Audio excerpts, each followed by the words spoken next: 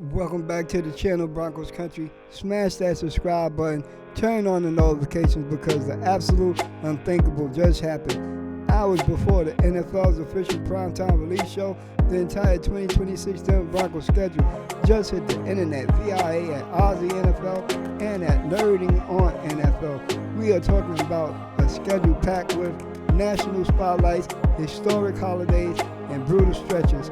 Remember how close this team was last year, a magical playoff run, and falling just 3 points short in a 10-7 defensive slugfest against the New England Patriots in the AFC Championship game. Now Bo Nix is healed from that ankle fracture, Jalen Waddle is wearing orange and blue, and the league is treating the Denver Broncos like the absolute juggernaut they are. Today we are spending the next 20 minutes breaking down every single week, forecasting the record, looking at the travel miles, and revealing why the NFL gave Sean Payton a schedule built for a heavyweight contender. Let's get right into the board. Week 1, we at Kansas City. There's been rumblings that Bronco Country is mad. There's been a lot of rumblings that the Broncos Country, yes, we, Broncos Country, we're mad because we are the AFC West champions and we feel the NFL is disrespecting us because we open the season on the road. We should be the ones to open the season at home, not have to go travel to Kansas City. But maybe it's a blessing that we go travel to Kansas City week 1 this early. Look, in September, Sean Payton is 500 during the September month. October, he's hottest. But let's break it down.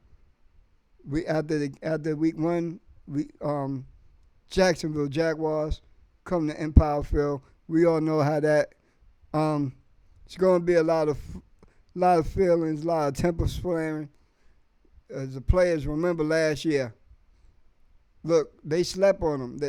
The Broncos players slept on Jacksonville. They didn't think that Jacksonville was going to come in the Mile High and do what they did last year. But I bet you they won't do it again this year. And after that, we got the Rams at home on Sunday Night Football.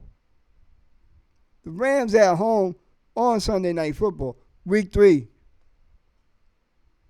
Patrick Surtain might have a chance to win another DPOY. I'm just saying. You got Devontae Adams, Puka Nacua. Then week 4, we travel to San Francisco to face the 49ers, Brock Purdy and Kyle Shanahan at Levi Stadium. Whoa. That's not a gauntlet to open up the first month of September? Whoa. That's a gauntlet. But then after that, we go to Los Angeles and we got the Chargers. Division battle.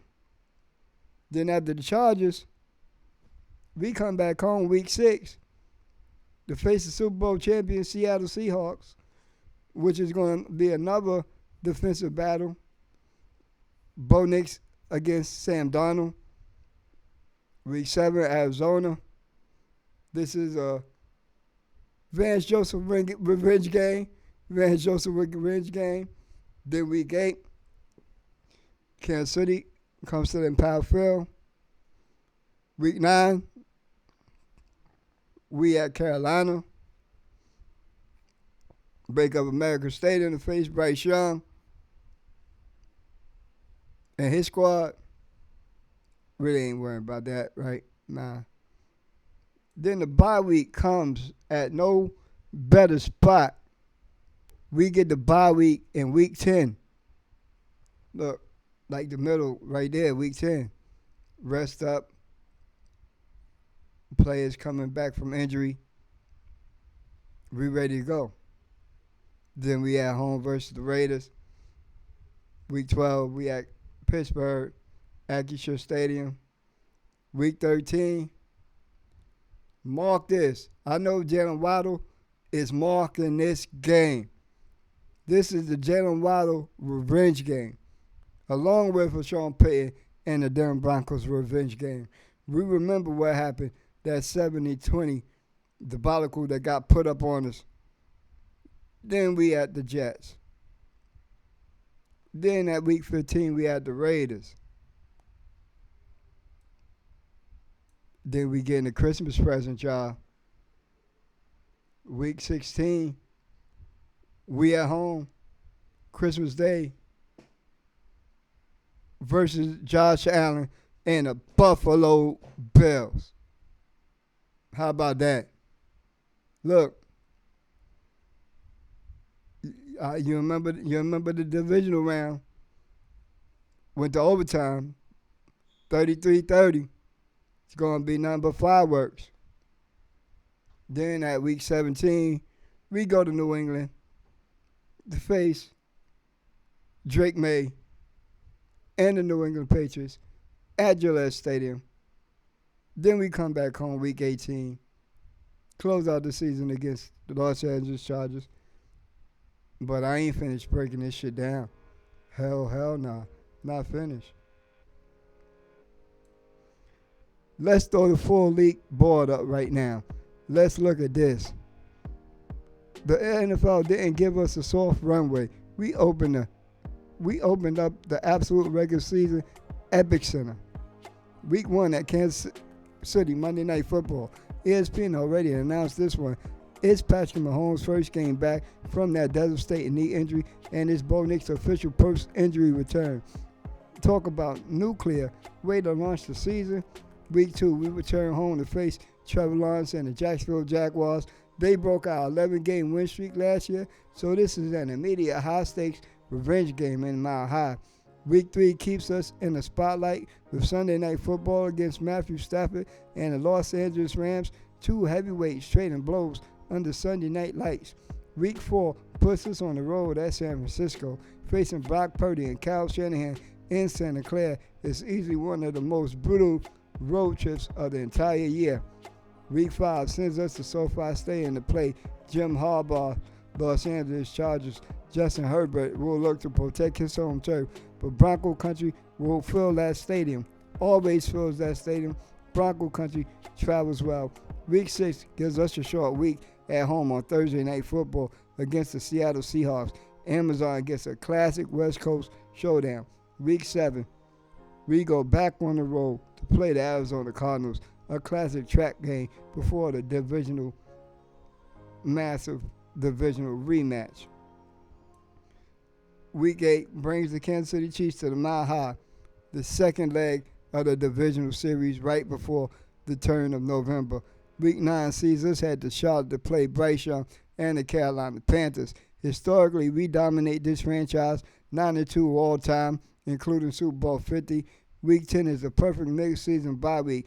Ben Albright called it earlier on his KO radio, and hits exactly when the team will need the rest.